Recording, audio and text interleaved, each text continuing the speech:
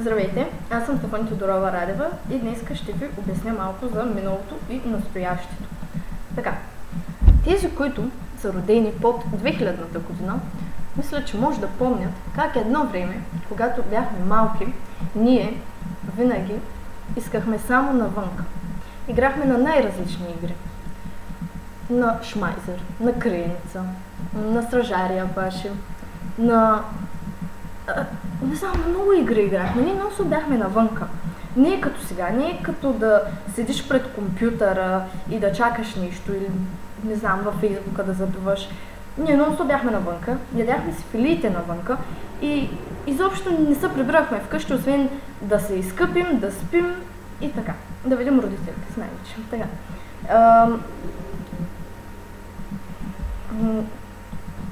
Обаче има нещо интересно сега. Днешното общество не мисли по същия начин. Още от 4 годишна възраст или 5, може би 6 най-много, те знаят как да работят с таблети, с телефони. Дори някои от тях вече си имат фейсбуци. Детските по телевизора са нецензурни, вулгарни, пълни с насилие. Това всичко обаче не разбирате ли, че манипулира тези деца и обърква начина им на мислене. Те почват да мислят по различен начин от нас. Когато излезна навънка, например, и се огледам наоколо, аз виждам само хора на моята възраст, по-малки и не знам още какви, забили в телефоните си, чакащи някой да влезне на линия, да им хареса снимките или нещо. Тяхното самочувствие се крепи на това колко харесвания имаш на снимките.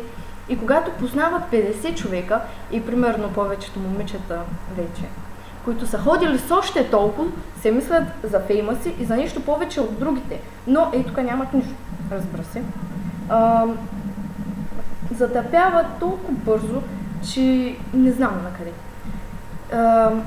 Толкова много се манипулират от тези джаджи, че не разбират и не виждат живота около себе си. Обзети са просто от този Фейсбук и нямат интерес към абсолютно нищо.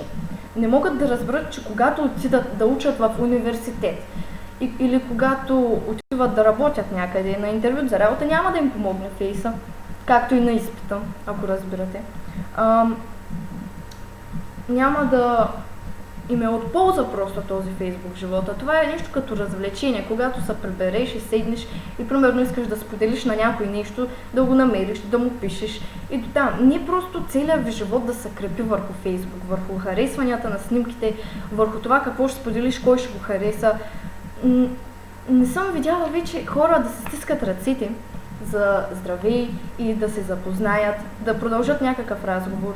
Те се запознават чрез Фейсбук и като излезнат пак са във Фейсбук, като се приберат пак са във Фейсбук. Те просто това им е ежедневие. Фейсбук. Те нямат дори и богат речник не защото не четат книги, а защото повечето вече не разговарят.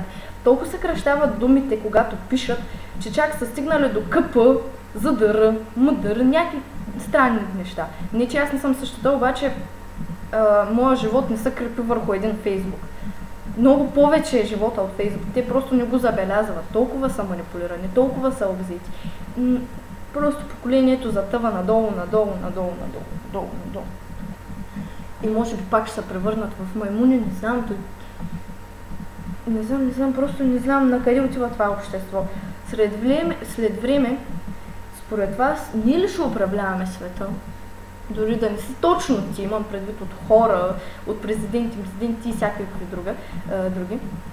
Или от технологиите. И единствените умни ще бъдат тези, които са създали технологията. Разбирате ли ме сега? Можем само да гадаем и да се чудим след време какво ще стане. Сега знаем само за настоящето, че всички вече са манипулирани и са обзети. И много почнах да повтарям това манипулирани и обзети, ще полудея. Не знам какво да ви кажа, продължайте да затъпявате с фейсбуците, гледайте живота как минава чрез Фейсбук и няма да забележите абсолютно нищо в този живот просто. Довиждане, до следващия път.